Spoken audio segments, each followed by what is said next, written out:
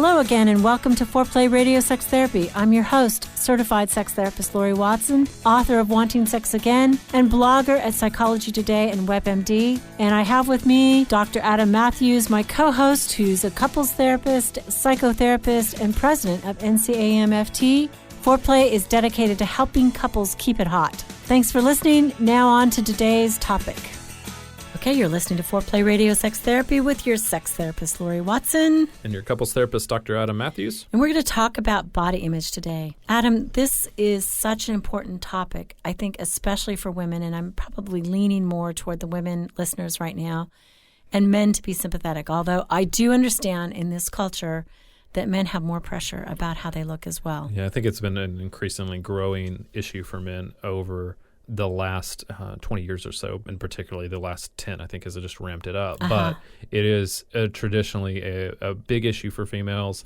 And, you know, I think it's a little bit different for genders as well. But yeah, and I want to talk about that. I think next to relational distress, body image, a negative body image is really the biggest disruptor that I see in my female clients for sexual enjoyment.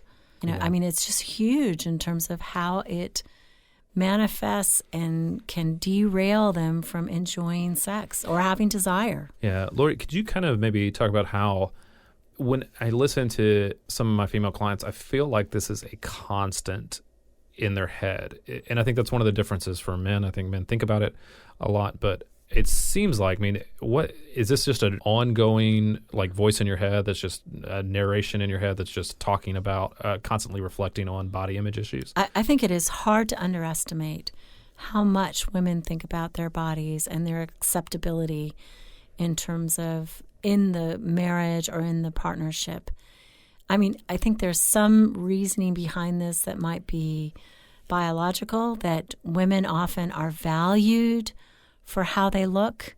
That's their value quotient goes up when they're more attractive, to attract a mate, to keep a mate interested, whereas men, you know, they are valued for different things, oftentimes resources that they bring to the relationship, to kind of this male dominance sort of value. I mean, I know there's some written out there about the alpha male who has this charisma and sense of himself, and that can be really attractive. But it's not necessarily his shape. You know, it could be, it's really more about his presence that can feel very sexy and create sort of sexual dynamics between him and his partner. And then, I mean, I think this is a fear, right? Women are worried that the only thing I'm valued for is my body, and he says the only thing I'm valued for is my wallet. And the way that it's been set up culturally is that that's how women are chosen. Yeah. Right? They are asked out, or they are, marriage is proposed based on how they looked. Their whole contest, nationally televised contest around a winner being chosen because of how she looks. Exactly. Right? And that's not something that men have to deal with. There's not a competition like, well, there's bodybuilding competitions, but that's completely different. And very small compared to beauty pageants. Beauty pageants, for sure. And I think it's pervasive. It's not just the beauty pageants. It's the fact that now there's every glossy magazine, every television show, everything sort of tells you that this is what is desirable, this usually not achievable standard of the way a woman should look. And so it has seeped into, I think, the consciousness of women saying, I don't look good enough, so therefore I'm not desirable. Yeah. And there's two parts to a body image. One is her own evaluation of how she feels about her body, how she looks. And the other is what she believes her partner feels about her body and her desirability, which may be completely false, because some men tell me all the time, look, I love her.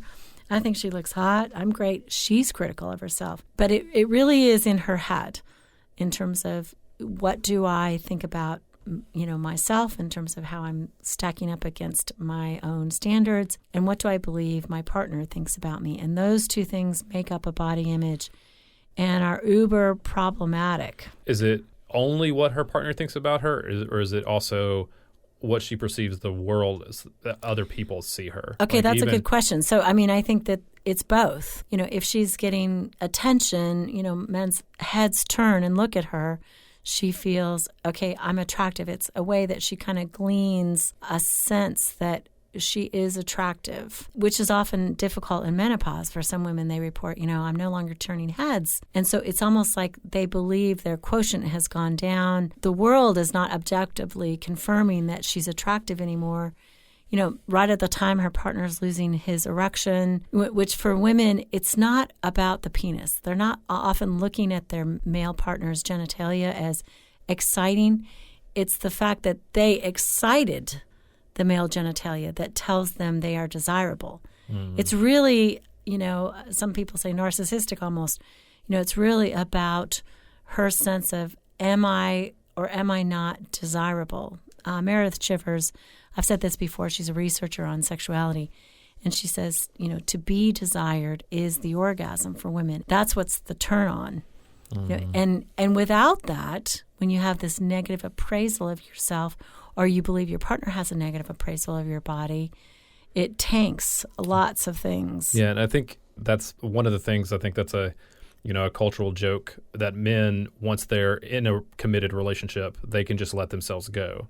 Right. But that's how I'm pointing out the difference between how the partner sees them and how the rest of the world sees them, is because it feels like that's not allowed for women. Right. Oh, no. That it continues on, even if they're in a committed relationship, they still have to maintain that outward appearance, whereas that pressure doesn't seem to be the same for men. There was a rush of TV shows a while back where it was almost all the couples were a large man, right, an overweight man, and a super skinny, attractive female. Yeah. Right. And it's like that kind of idea. And nobody batted an eye. Oh yeah, not at all. We laughed at it. We thought it was funny and cute. But he's so cute. That's not. It kind of highlights that difference there. Yeah, I think that culturally, like you said, men are the initiators of the sexual encounter. Women are not the pickers, but they're the ones who are picked. And so this is partly what we see in responsive desire, that women respond to being picked. They respond to that in men versus having subjective, initiating desire where they're choosing the time and place to have sex. Now, I think it's healthier for women to manage this subjective desire and also ask themselves the question, okay, but when is best for me? And to go ahead and initiate it during that time. But it's difficult for them to get beyond that. That's why they often wait. Even though they have desire, they wait because it's proof that now he finds her sexy. And in fact, what's funny is as I was researching this, women say, I feel sexy much more often than they say, I feel sexual. And being sexy means I'm able to turn a guy on. I'm able to turn my partner on. I'm sexy, therefore now it's time for sex. If they say I don't feel sexy, that means they feel bloated, they feel heavy. Weight is a huge factor in this in terms of how women manage their feelings of feeling sexy. That's probably the number one attribute in terms of what interrupts them is weight, which, all of us, right? We understand our culture is thin, obsessed. But feeling sexy is different, right, than it's the time of the month I'm ovulating and I feel horny. No, she's saying, I feel like I look good. I'm sexy. So now I want to have sex. I think that can be super confusing for men sometimes. I think so too. Because it's not the same.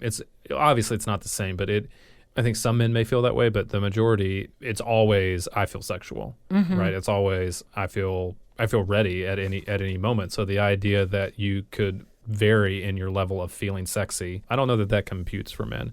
Right. Oftentimes. I think there's times where we may feel like we look better than at other times. Yeah, this is not one of those days for me. It's like I got a cold still and, like no makeup. It's all washed off. Yeah. This is not a sexy day for sure. So if Derek tried to make a move right now, it's not happening. Yeah, probably not. Not today. But I think that's understanding that can be helpful though, because you're understanding why it feels. Because I think that makes it feels like it's so random. It feels random when for a man it feels random. Like you look just about the same as you did yesterday. Yeah. What's the difference? I think, too, another issue with body image for women is if they have specific complaints about their body, like they don't think their breasts are big enough or their hips are too big or their backside is too broad or whatever, that actually can be like an obsessive distraction. So the negative body image when it's specific, can be such a distraction that it can derail arousal and stop orgasm. So, Laurie, do you think we can come back and talk about like how we begin to address that? Because it is such a huge issue that it can oftentimes, I think for both men and women, feel overwhelming and feel like, where do you start? What do you do? How do you kind of begin to address that? So maybe let's come back and offer some tips on how to do that. Okay, we'll offer some tips in a minute. Foreplay Radio Sex Therapy. Thank you so much to all our Patreon supporters, right? Yeah. Patreon is a platform where you can directly support things that you love. We really want to expand the resources that we can be able to provide to you as our listeners. If, our work touches you and our work helps you, we would be so grateful for your support. Just go to our website, foreplayrst.com, and there you can find a way to support us, and you can see our episodes and our blogs. And thank you so much, guys. Speaking with certified sex therapist Laurie Watson from Awakening Center for Couples and Intimacy. Laurie, what is an intensive? So an intensive is 12 to 14 hours of therapy all in one weekend. And it's a way to really make fast progress compared to weekly therapy. I mean, there's just so much more you can get done when you have a chunk of time. Overcome the challenges in your relationship and your sex life. Learn more about intensives and Awakening Center's other services at awakenloveandsex.com. At Mathews Counseling, we believe it is our job to come alongside you in whatever difficult challenges of life you are in and help you rediscover hope and to find the strength that you have to face those challenges. We strive to create a safe and comfortable place for you to explore who you want to be and identify the obstacles standing in your way. Oftentimes, the first step toward finding help is the hardest, but it can also be the bravest. Give us a call at 919-587-8018. Find us online at MathewsCounseling.net. We look forward to working with you.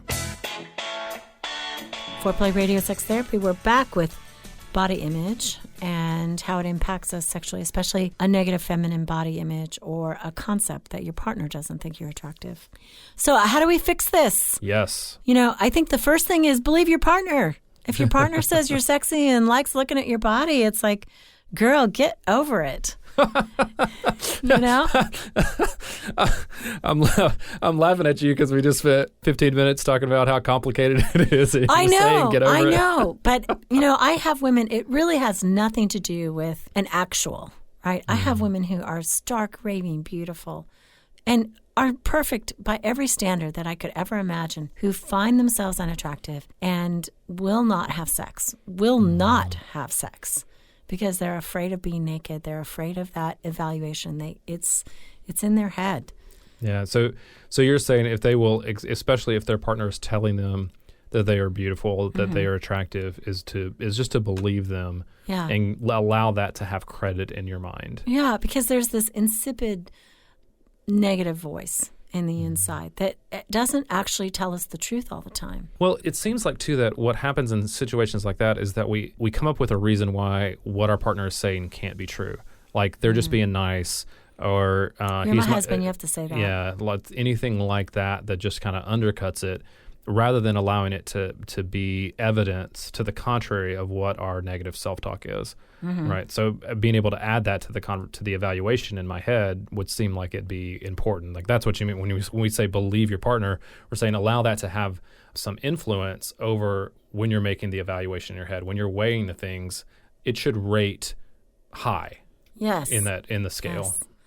I don't think a man can lift a woman's negative self-esteem, but I think that certainly if your wife or your female partner has low self-esteem, offering compliments and things like that doesn't hurt. That can help. That can help her with her esteem. Yeah. I think, too, knowing that this is your pattern, you can go into the moment and use some positive self-talk instead of listening to the negative self-talk. So what happens for women is that they down-regulate their responsiveness with this negative self-talk. So they're going in thinking, oh, my gosh, he's going to see the dimples on my thigh, my breasts are saggy, or whatever the negative talk is. And they start doing that before the incident. And then, magically they can't be aroused. Imagine that, because there's this force coming against them that says they're not good enough. And what they really need to do is counter some of that with maybe some positives. Like, you know what? I'm passionate. He loves it when I get aroused. And all of that kind of talk to help her feel more entitled to sexual pleasure instead of feeling like she's only worthy if she looks a certain way. Do you think it'd be helpful if some of that positive self-talk were things like, he loves to see me naked? Naked? Did you just say naked? I was leaning, my southern came out a little, I did. merged I think so. a little bit. Yeah. Naked? Uh-huh. That he loves to see me naked. Sex is good for our relationship. It brings us closer, like those type of things. Like talking about it from his standpoint. Do you think that is helpful? I think that's powerful. Okay. We talk about spectoring in the bedroom, which means we're watching ourselves in a self-conscious way. And specter and watch your partner. What is happening for him? Is he becoming aroused? Is he getting turned on? All of that. And try to tell yourself, he's turning on because of me, because of my body, because his body loves my body. That kind of thing really is powerful and helps. I also think that one thing, and we harp on this, but mindfulness is another way to manage this. So we need to become mindful in the moment, and we need to spend a few minutes every day just in the now, which is learning to not be judgmental. Maybe it's like, okay, I'm bloated today. What does that mean? Does that really mean that I can't be sexual? Just observing that this is what my body is feeling without as much criticism attached to it or without as much meaning, just observing this is how I feel and not endowing it with the truth, right? Yeah, and I think this one would really help you also connect with your body, which I think seems like it would be really helpful as well, so that during sex, you've trained yourself that you're able to maybe not focus as much on how you're being seen, but more on the physical sensations that are happening, which would kind of seem like it would ground you more in the present. Yes, absolutely. I think mindfulness in general, what they've demonstrated in the research is that it does make you more attuned sexually. Oh, and you know what else it does? What? It makes your golf game better. Mindfulness makes your golf game better? It does, totally. It totally does. I had this guy send me an article on, for all those golfers out there who poo-poo something as crazy as meditation, that actually the research has shown, like, I guess men say, like a little bit of beer on the golf course actually makes you swing better. Too much beer makes you like lose your game. But it's the same sort of thing with mindfulness. Actually, they did a study, and men who practice mindfulness and meditation for a short period of time improve their golf game. That's awesome. Yeah, isn't that very cool? Well, what if you don't play golf, though? Yeah, well, I guess it improves your sex life. Hello. Hello. There are good reasons. And one of the ways we can be mindful is to focus on our breath. So when you're having sex and you witness yourself hovering above the bed and judging what's happening and saying, I'm not getting aroused because, I'm self-conscious about how I look, whatever the self-consciousness is, and which is increasing not just our body self-conscious these days, but our genital self-consciousness is increasing in terms of the standardization of porn. I mean, women have issues with their genitals too, is to start to breathe. Just notice, you're breathing in and out. Become aware of your body instead of what your mind is doing. Yeah, I've been reading some things about lately too about how we do not know how to breathe correctly. Just because it's something we do all the time and we don't ever think about it, it's just a reflex. So we don't think about there being a right or wrong way to breathe. And so we don't always learn to breathe in rhythm and to breathe smoothly. Like we hold our breath a lot, or we breathe too quickly. We don't take enough air in. And so there's a lot of things out there. I think that's what one of the things that meditation does for you is it helps you to breathe correctly so that it can have that grounding effect that where you're wanting it to have, that more connection that allows you to breathe into your whole body and get a sense of your presence in physical space. Yeah, that's neat. So how are you supposed to breathe? Can you just tell us I'm quickly? still learning how to breathe correctly. Okay. But what I understand, very little I understand about it, is it's finding our rhythm of how we breathe, which is often, that kind of deep breathing. it's that in through your nose, out through your mouth, breathing kind of grounds you. Yeah, that you're doing. If y'all, I don't know how it's coming out on a podcast, but Laurie is demonstrating that breathing right now. I think if you can't tell, in through your nose, out through your mouth to ground you, but then it's relaxing though. It's like I mean, just as I did that, I could sense that I had held tension in my body that I wasn't even aware of. And I think when you learn how to breathe correctly too, one of the things is you learn how to breathe into your whole body, especially specifically areas that have tension. We tend to think of our breath as being in our gut or in our chest, but that we can actually breathe into areas that have tension. We can breathe into our back. We can breathe into our legs. So my last tip, and I've given this before, but it's about using the Kegel squeeze to distract your mind from its like negative wandering, and it brings you back into the body. I mean, men can do this, but women certainly, because we're talking about how body image is so distracting for them in terms of having desire, wanting to do it, getting aroused, having an orgasm. When you squeeze your Kegel muscles, it's kind of hard to think about anything else. It really brings you back into your pelvis. And so I recommend this, if you're distracted by these negative thoughts, go ahead and do this, and it like sucks your soul right back into your body. It does. Was that funny? You had to see the hand motion that I made. That's why Adam's laughing, I think. And the idea of it sucking you back into your body. There we go. Always innuendos on Foreplay Radio Sex Therapy. That is true. Okay. Hard to talk about sex and not be funny.